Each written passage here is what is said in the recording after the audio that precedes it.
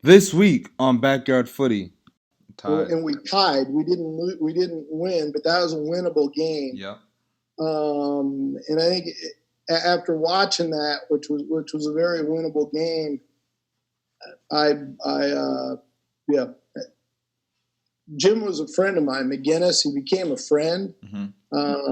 And one of the worst things in the world ever is to have to let a friend go. Right. Right. So anyway, but out of really, my biggest thing is it's not fair to you guys, the players. Mm-hmm.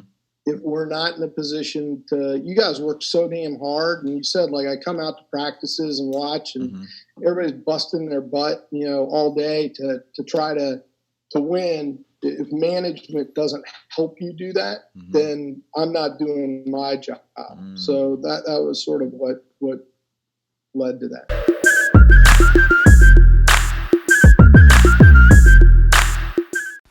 Yes, sir. Yes, sir. What's up, footy fans? It's great to be back. It's your host, Hugh Roberts, a.k.a. Superhuman. We're here for my second year anniversary and the 35th episode, where each episode I dive into the backgrounds, journeys, and experiences of professional athletes, former athletes, and anyone that's been involved with the game. So we're here for my second year anniversary and the 35th episode. It's been an exciting, insightful, eventful ride. I never could have imagined it growing like this, but I've learned a lot through all my episodes, all my guests, all the coaches, agents, trainers, posts that I've had. I've learned a lot, even just having you guys. I might be a professional myself, but I've learned a lot listening to you guys share your experiences as well, and even learn a lot about myself. So for people who don't know, the reason why I started this podcast, I wanted to share a behind the scenes and share journeys and experiences of us soccer players and what we've done. I felt like at the time there wasn't a lot of access into our journeys and experiences, and people don't know really our stories, especially in the second division. It's a grind, not a lot of money, not a lot of resources, but we do this for the fun of the game, not necessarily for the money. So I wanted to share and give people an insight into what we're doing. I was literally sitting on my couch. I started this in Pittsburgh 2018, sitting on my couch watching ESPN. I was like, you know what? I've been in this league now going on 5 years. I know a good amount of people throughout this league. Why isn't it really soccer players having soccer podcasts, sharing what we do? Because I felt like at the time, especially now still, that people need to know what we've gone through, our experiences and our journeys, so they can build some kind of connection. And that's what I felt like it's been doing over the years. So I appreciate all of your support and love. It's been real. It doesn't go unnoticed, trust me, and I'm going to keep growing this thing. So for me, some of my favorite episodes, actually, I wanted to share with you guys some of my favorite eps throughout these years. So a couple of them for me was that Philly episode I had with my Philly boys back in 2018. I just left Philly the year before, then came to Pittsburgh. So to have James Chambers, Santi Moir, Chris Nanko, Marcus Epps, a good 5 people. Somebody, I forget who else was on the show. But to have my boys come back to Pittsburgh, share their insights. Santi's from Spain, James coming from Ireland. James is in his 30s, and for him to share how he appreciates going on the roads and traveling and hearing away crowds. Sometimes you take those things for granted. So just to hear that even helped me appreciate away games more. Another episode of mine was the cookout episode. That was maybe one of my favorite episodes, if not the favorite episode so far. Actually, I was in D.C., got a videography crew, got a photography crew, paid them a little bit, got all my boys together, got a good 8-9 of my boys. They even had a co-host with me on the show. And they put one of the best quality production videos I've ever put together myself. I'm still very proud of that to this day. Make sure you guys go check that out on YouTube. But it was just a great, insightful episode for me to share my boys who are all ex-pros, all ex-college athletes, all doing their thing off the field. So I wanted to show people what it's like transitioning from college and club soccer and pro soccer to now doing life off the field. Another one for me was the American Dream episode. I went over to Germany to visit my little sister. But since I was out in Germany, I had a friend of mine, Joe Zhao, that played for Duisburg at the time, second division Germany. So I took a bus, couple hours, traveled all the way to see my man, spent the day, saw the stadium in Germany, saw his lifestyle, recorded his episode. He used to be on the U.S. national team, used to be on Dortmund with Klopp, all these things. It's another great episode you guys should tune into. But just to travel in Germany and go record in Germany was an experience I'll never forget. But I also wanted to share some very insightful episodes that I really, really learned a lot from. It was very intriguing for me because sometimes different perspectives like what we're going to record today and other ones like my coach's perspective with Dave Dixon, that's another one everyone should tune into. But it was a great episode because we had a very shaky year last year, but to have a coach and my first coach on the show to share insights behind the scenes from a coaching staff's perspective, you really don't get that anywhere else, especially from a struggling season. So to hear what coaches thought behind the scenes throughout the year, to hear what their thought process was, definitely was insightful and helped me grow myself off the field and on the field, because now I can kind of relate and see see before things start to happen based off this past episode. So definitely go listen to that one. Another insightful episode was tackling racism with Mark Wright. To have a guy of his pedigree, he works for ESPN, interview guys like Shaq, Barack, just to name a few. But he's worked for the ESPN main headquarters. They flew him over to Spain. He traveled with some La Liga teams, did some interviews with them, some behind-the-scenes things with them as well. So to have him on my show and to share those things, sharing problems with racism not only domestically but internationally, because he wrote a bunch of articles in Spain and Italy as well, showing their racism, and just see his work on how he's trying to change that. It's something that I'm trying to do. So to have a guy that I look up to on my show was definitely insightful and impactful for me. So some of my visions, I want to, and I'm in the process right now of creating some apparel. I want to continuously grow this brand off the field to share it. I want to give you guys some apparel to rock. All things from t-shirts, hoodies, sweats, jackets, long sleeves, crop tops, everything. I'm on the verge right now to create some apparel, so stay tuned for that. My dreams though, I want to get this show on ESPN one day. I want this show to be televised, maybe have my own show, but I want to get a soccer network on ESPN. Soccer deserves to grow in this country, and it's growing in this country, and it's going to take baby steps, but a dream of mine is to get my own show on TV and be one of the head lead anchors to promote the game. I want to build this brand big enough where I'm able to host other podcasts under my umbrella and have us connected throughout the league. I think that's very important to continuously share not only my journeys and experiences interviewing people, but have other people throughout the country doing the same thing as well, and we're all connected, sharing a brand. So, and that's just not only nationally, but it's also here in Charlotte. And that's what I'm able to do with ESPN 730, and I'm working on things with that as well, trying to get on the radio, etc. So stay tuned for some big announcements. And so without further ado, let's introduce my next guest. I'm excited to have my first owner of a professional club team. I have the current Independence owner, Jim Mcphilliamy, here with me. So let's dive into this special ep. All right, we're ready. All right. So what's up, Jim? How's everything going? How have you been, what you been up to personally during this quarantine? I do a lot of phone calls, and I usually go for a walk while I do the phone calls. So I've been walking like 8 or 9 miles a day. Nice. Around the neighborhood? Yeah, just usually I just stick my earbuds in and head out. So, I like that. Have you come up with any new hobbies with all this free time? I'm cooking a lot. It's always been a hobby, but we're just having a lot of extra time to do it. I know, right? That's the same thing here. I've been cooking a bunch, learning some new recipes and stuff. Got to kill time, right? Yeah, that's right. So let's jump into it. So tell us how you became the Independence owner and why.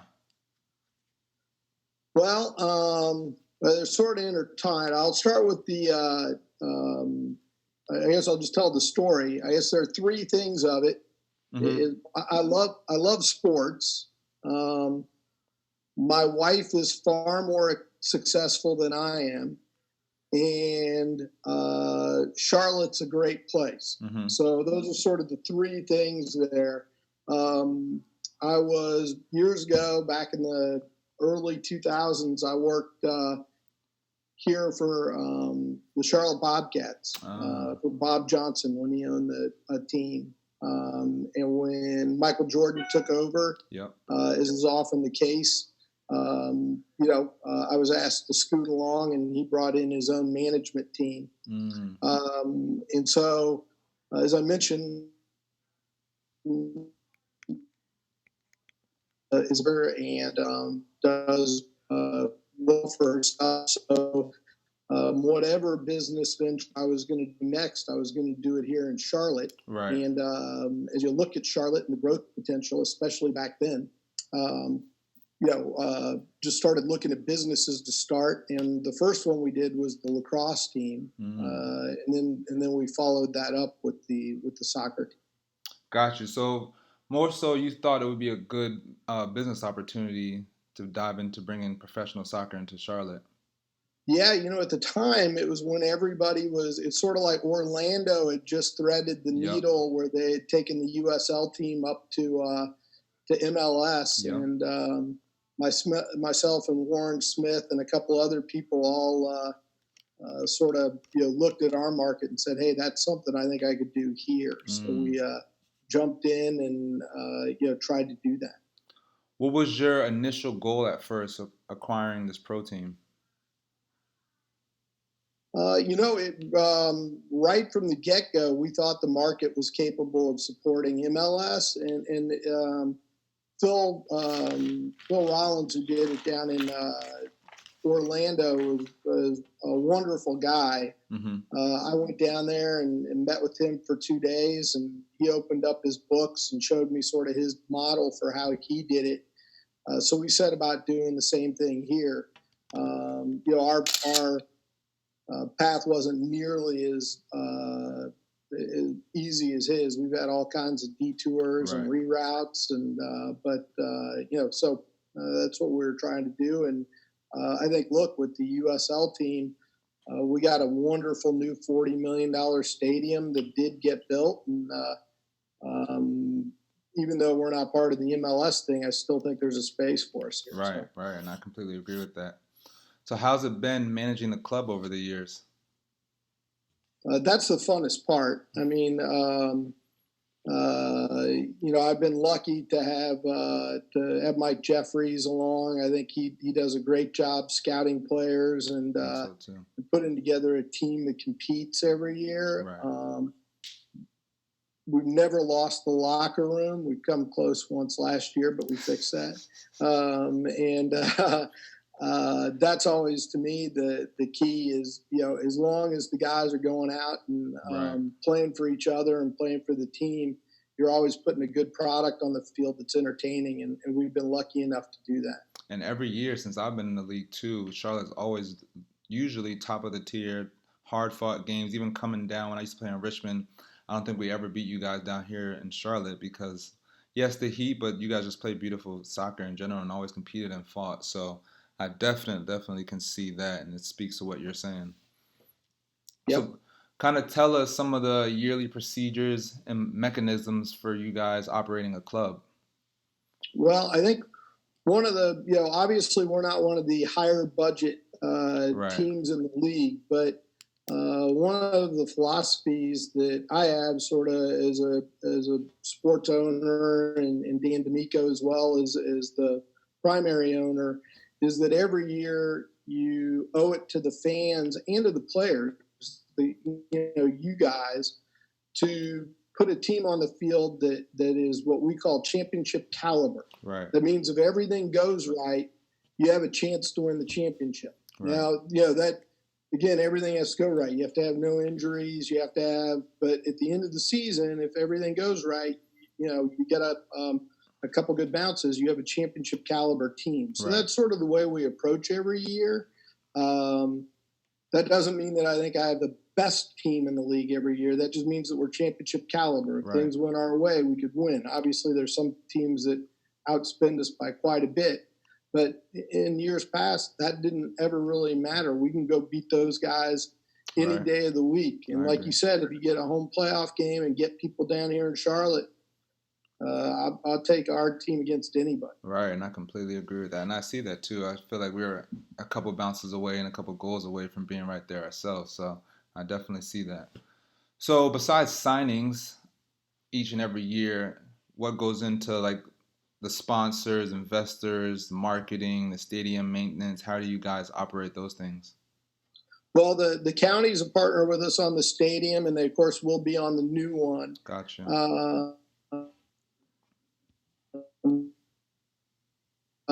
There's always a little bit of a rub there. We're a private enterprise looking to make money, and they're a public enterprise looking to do what's good, the best for the public. Right. So they're a good partner.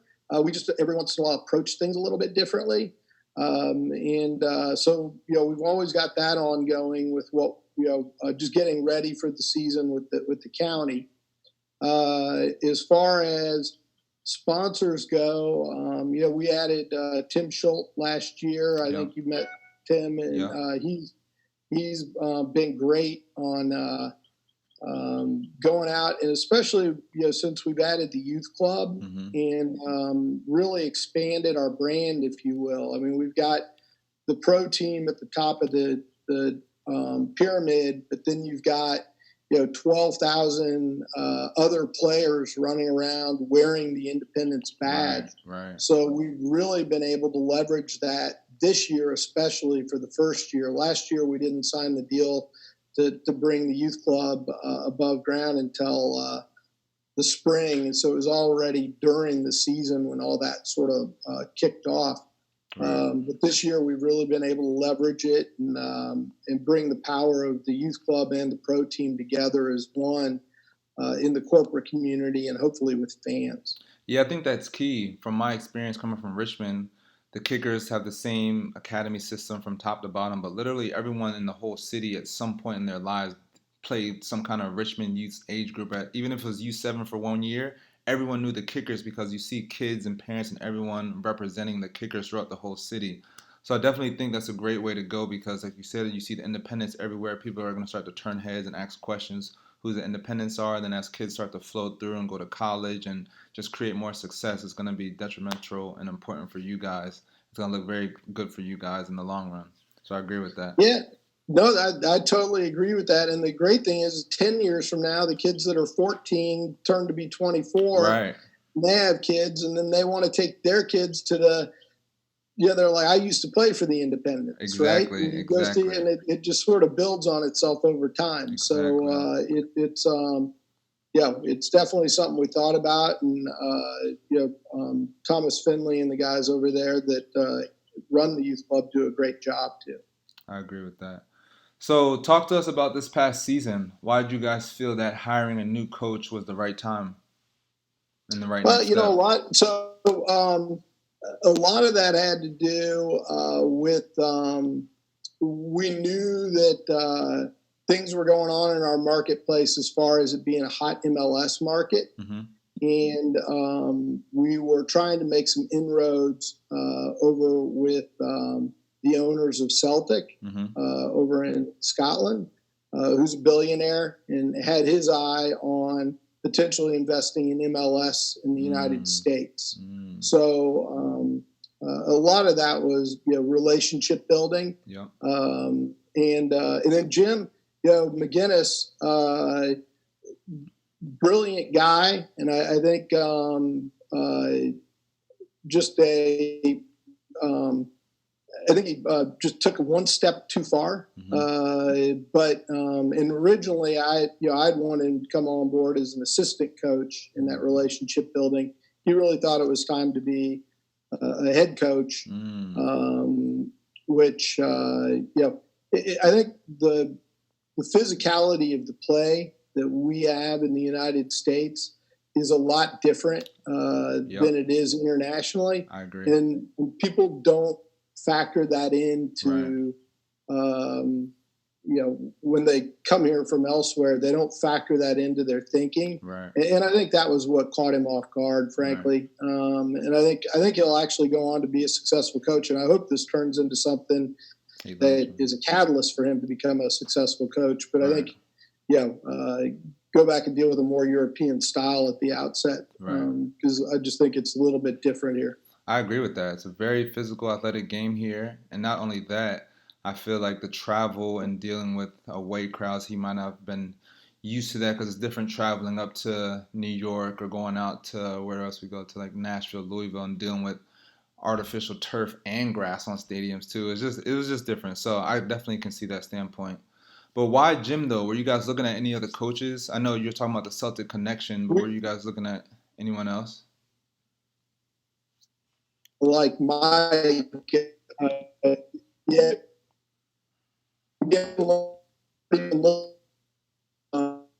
really, it was more an opportunity to build a relationship with the Celtic guys than it was anything else. Gotcha. That doesn't make sense. Well, and we got hey, look, we got Gutman out of it for the run we had.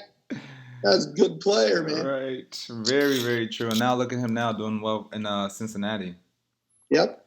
So when managing a group, did you guys realize this was going to go? At what point in the season did you guys kind of realize that a change was needed and that it was kind of going south last season?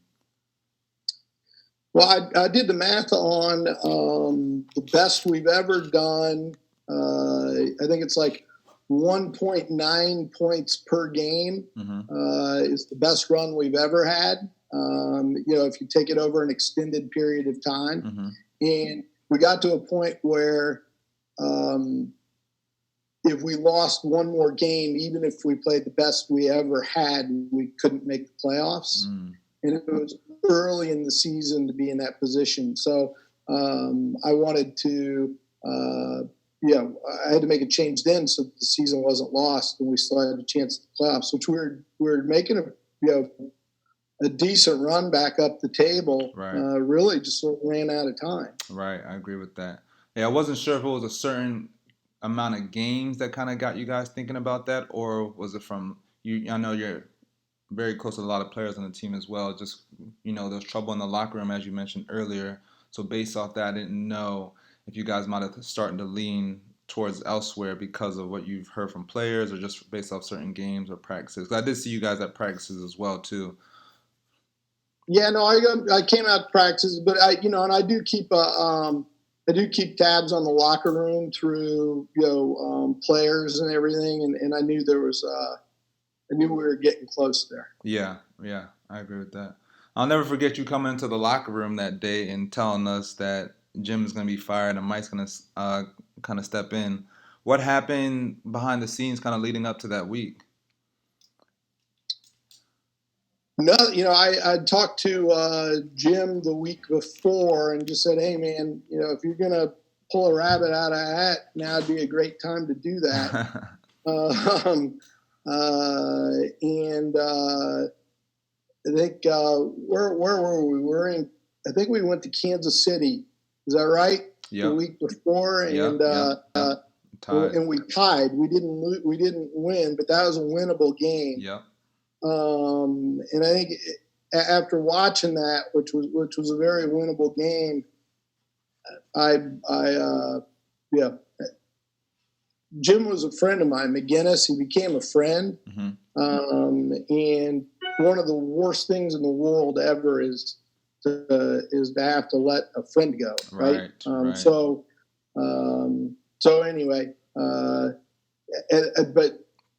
out of really, my biggest thing is it's not fair to you guys, the players, if we're not in a position to. You guys work so damn hard, and you said like I come out to practices and watch, and everybody's busting their butt, all day to try to win. If management doesn't help you do that, then I'm not doing my job.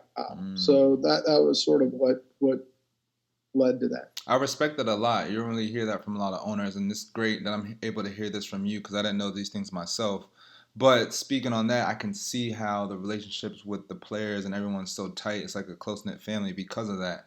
You putting us first, per se, definitely turned the season around, as you saw the 8-game, 9-game unbeaten run to start, and then towards the end of the season, winning the last couple of months. But I felt like doing those kind of changes actually showed us that you guys care more about us than someone who's in the head position, because we are the ones on the field at the end of the day. And we had a very talented roster last year, the most talented roster I've ever been a part of in my life. But that doesn't really speak to everything. It's the person who's at the head of the ship can't really lead us. So I respect that a lot. Looking into the future, though, the Independence, as you mentioned, is moving to the American Legion Stadium uptown. How important is that move for the growth of the club and the city?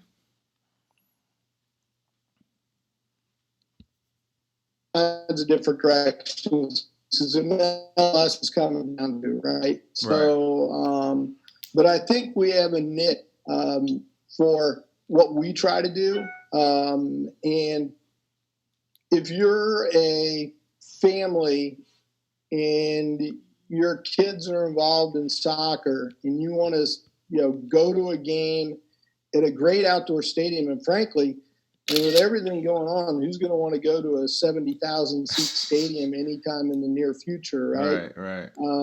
I'll take our 10,000 seat stadium downtown. We'll socially distance everybody, and everybody can sit in with their family and leave some space between them.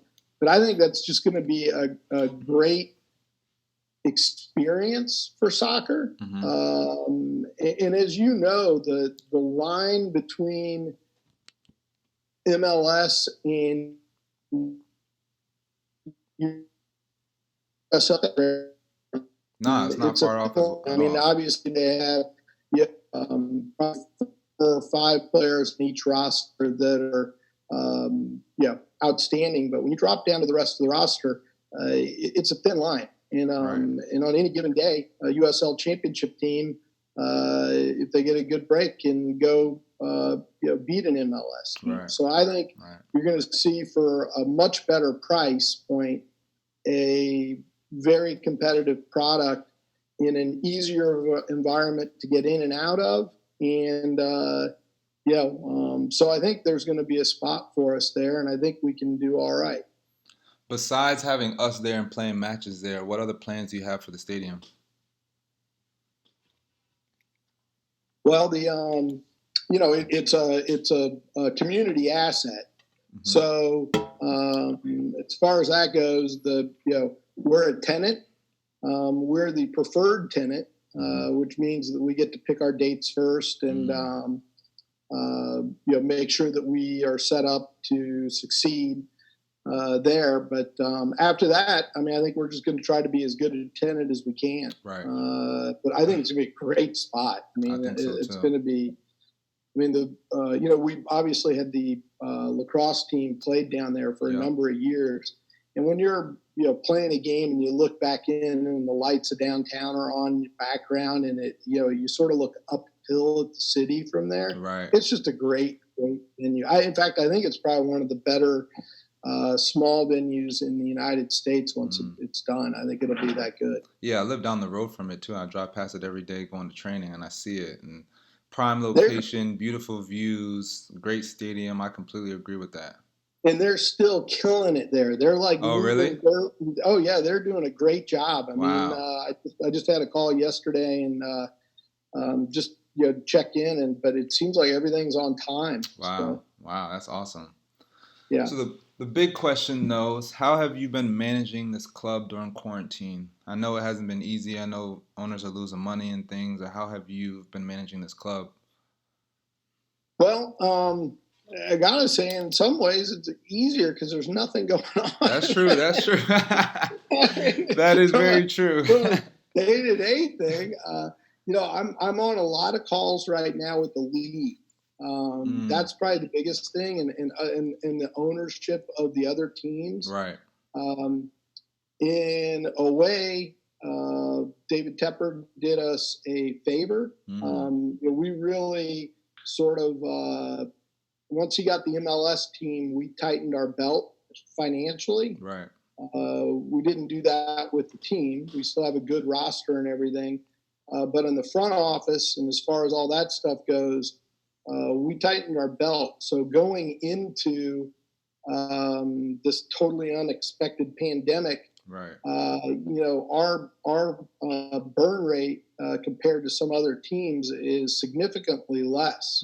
So in a weird way, we're positioned better for this than other teams that were rolling along. Like if we'd had the Memorial Stadium opening up next year and no MLS team here, we probably would have built out the front office, and had like more staff. And then all of a sudden you have this, lag in business where there's zero revenue coming in. We have zero revenue coming in. Right. We would not have been set up to withstand that. So I think, I would have personally, loved to have the independents somehow be part of what he was doing. He's a guy that has traditionally worked on his own. Right. I understand that. It's his prerogative to do what he wants, and he's obviously the guy that got MLS here. So, we move on and do what we do, and one day hopefully I'll be able to have a beer with him. All right. So what's the league kind of been saying to you guys? As far as when we'll be returning, how they're going to manage a schedule and traveling and things. Yeah, I think first and foremost, which any league will tell you, is player safety first, right? Mm-hmm. When do we think we can get you guys together where some stuff change? Like you'll have a water bottle that says Hugh. We're not going to walk out with 6 water bottles and you guys all shoot water in your mouth. It's going to be, you're going to have your own towel. You're going to have your own. There's going to be lots of stuff that changes as far as that stuff goes. But I think we're waiting to understand when it will be safe. And just like everybody else, we don't know the answer to that. I would say that's the biggest thing at the league is we share questions. Mm-hmm. Nobody has an answer. So I don't even think Dr. Fauci has an answer, right? It's just everybody saying, "Hey, what do we think?" Now we do think that we'll be able to kick a ball at some point this year. Right. We don't know what that's going to look like, and I think everybody really what we usually say is, "All right, let's reconvene again in 2 weeks." And see if we know more in 2 weeks than we did 2 weeks ago. Gotcha. Right? So that's really, I would say the biggest thing that I've taken away from everything is this is such an unexpected and sour thing that happened, right? Obviously, people are dying. That's the horrible thing, but it's also shutting down the economy. It's making a lot of people really sick. But when I'm on these calls, the positivity of ownership across the entire league lifts me back up. That's awesome. Everybody's in a good, nobody's trying to figure out how not to do stuff. They're trying to figure out how to do stuff. Everybody's like, okay, when we come out the other side, what's this going to look like? And how do we go from there? So collectively, the calls are great to be on because you hear other people being positive and it sort of fires you back up. That's awesome. I like to hear that because I know a lot of these clubs depend on fans' attendance, fans selling merchandise, buying merchandise, and little things like that. And I was hearing about a possibility of the league getting split into 3 or 4 different divisions just to reduce the travel on the players, because if we're going to play a bunch of games within these couple months, it's going to be a lot. So that's great to hear. Yeah, great to know. They've had lots of stuff leak out. I think we were on our call last week and there was immediately an article in The Athletic right afterwards or something. But the funny thing is most of it is snippets of our conversation. We had a 2-hour, 15-minute call. Wow. And then somebody pulls out, have we discussed doing a sort of a pod system where it's regionalized and there's less travel costs? Of course, because we've talked about 20 different ways of doing things. Right. When one thing gets singled out, like I said, I think what everybody's trying to figure out is how to do things. Right. So there's so many things that get thrown against the wall on hey, what if we did this? What if we did that? And but the overall tenor is everybody's trying to figure out how we do stuff, not how we don't do stuff. Gotcha. That makes a lot of sense. So what's kind of your goals and visions for the club? Well, look, I've been in sports and I've been in team sports since 2000s, I guess. Actually, yeah. So early 2000s. And one of the things I've always had as a personal goal is to win a North American championship and have a championship ring. I've never been part of a team that's done that. And so that's a personal goal I'd like to see happen. So, me too. Trust me. Good. Maybe we'll you can put the ring on my finger and I'll put it on yours. Sounds good with me. I like that a lot. Yes, sir. That sounds great. What do you miss most about the season? Just everybody. Yeah. I mean, you know me. I like to, pop my head in the locker room. Right. I like to go on the field afterwards and give all you guys a hug. And I love to go hang out with the supporter group and have a beer and see all my friends. And it's really part of our family's lives. We've been doing it, for keep in mind, ever since we've lived in Charlotte, I've worked either for the Bobcats or somebody like. Going to games is part of what the whole family does, and it's something that we miss. Yeah, so. I like that. So lastly, you have some fan questions. I don't know if you saw on Twitter, but some people have been reaching out to you. And for people who are listening now, some of the questions are already answered in this interview too, so I won't ask a lot of your questions, but like I said, it's been answered already. So the first one's from Brandon Miller. He wants to know, would you rather win the USL or the Open Cup?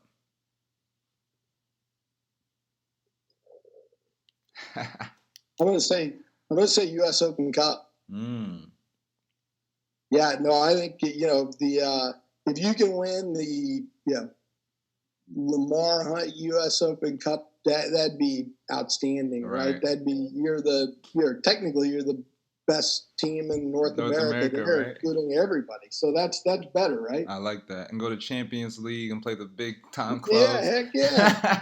Great. Right. Nah, I like that one a lot. Matt TW wants to know, are there any pieces of sports memorabilia that you've collected over the years that you're proud of since you've been doing this? The funny thing is I've got tons and tons of stuff that I have. See, the problem is I don't collect it. I get it and then lose it. So I've gotten cool stuff in the past, but I don't know where most of it is, and it would be. I'm more of a guy that looks forward than backward. I like that. So as soon as I get stuff, I'm usually like, that's cool, but. What do you usually collect? Jerseys or bobbleheads or something? Posters? I've got a bunch of jerseys. I've got, I got a ton of pictures with people that, back in the old days when it wasn't digital and stuff. Right. I think I have one of Shaq's shoes around someplace, and who knows where all the stuff is. Wow. Ben Gorshon wants to know, how are things going with bringing an NWSL club to Charlotte, and what's a realistic timetable for fans to expect the NWSL club to begin? Well, I'm a learning organism, right? Mm-hmm. So I think what we do depends a lot on what the NWSL does, and really more United States soccer does. Mm-hmm. There was talk. Right now, the NWSL is the top league, right?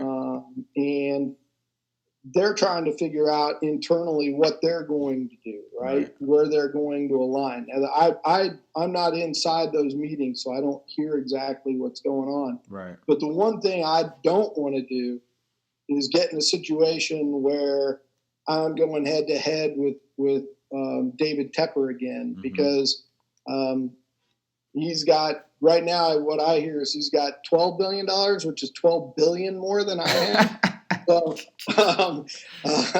So although I love the sports and usually figure out how to piece it together, I don't want to go head to head with him. Right. And, it really is more dependent on how they structure stuff. I think the new American Legion Memorial Stadium will be the perfect size in the long run for a 10,000 seat intimate stadium for both our products, for the men's team and for a women's team. I think it'd be much better than trying to watch that over in Panther Stadium. I agree with that. But just because I think that doesn't mean that's what will happen. Right. So I'm actually just sort of waiting and seeing how all that shakes out at the United States Soccer Federation level, at the NWSL level, at the USL level, and obviously, I keep tabs on what Tom Glick and David Tepper are doing over there as well, because really they get to tell us what we're doing. Of course, that makes sense. And lastly, from Charles Houston, he wants to know, what are your personal goals for the club, both on and off the field, for the next couple years? And how do you plan on utilizing the youth club partnership? Well, like I said, I see the youth club as being our long-term fan base. Mm-hmm. I think once you wear a badge, it means something to you, no matter what the badge is. Right. And I think in 5 years, 10 years, people are going to have worn the Independence badge, and they're going to be like, "That's the team I used to play for. Let's go see them play." Right.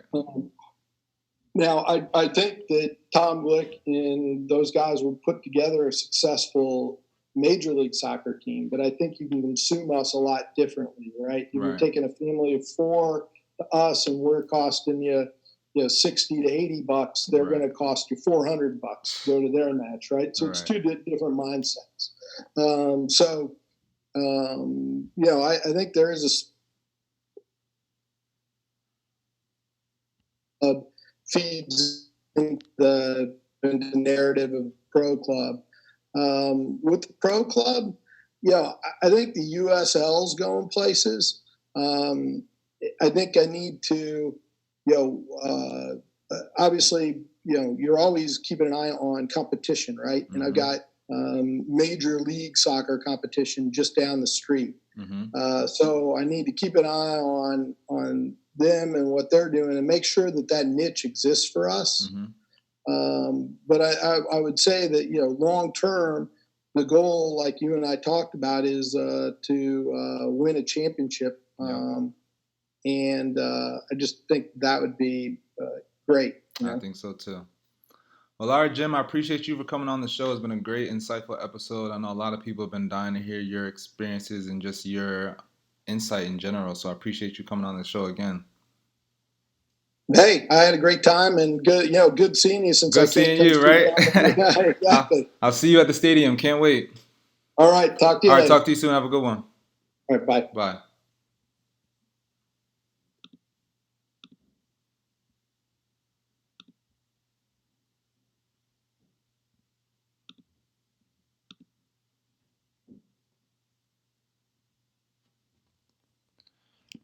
And Charles, you asked me personally, can I tell the difference as a player during matches between a regular night and a youth club night? I would definitely agree with that. We all can feel the difference when we have our club youth teams out there. You have Jackson Militia on the opposite side, but usually for the club teams, they're right behind our bench. And so you know how loud and excited these young boys can get sometimes cheering for us. I had my U12 boys Eagles team come out last year, and I swear they were just as loud as Jackson Militia on our side when we were scoring a couple goals. And, kids are just excited, and they love to see players that they idolize and players that are doing what they're doing and on the pro level achieving what they want to achieve. So they're extra excited every time they come to a game. And I think there needs to be more of that. I think it will bring the community closer. I think it will bring not only kids, but parents out as well, and just bring more attendance. And we're going to be very exciting this year. So I think it'll be good for people to see that up close and personal. But I thank you again, everybody, for listening. It was a great, insightful episode. Feel free to follow Jim on Twitter and Instagram. Feel free to reach out to me and let me know what you thought about this episode. Subscribe, rate, and let me know what you think. Backyard Footy is brought to you by the BGN network of podcasts. That's bgn.fm on the internet. You can also follow them on Twitter at the BGN FM. Talk to you soon, footy fans.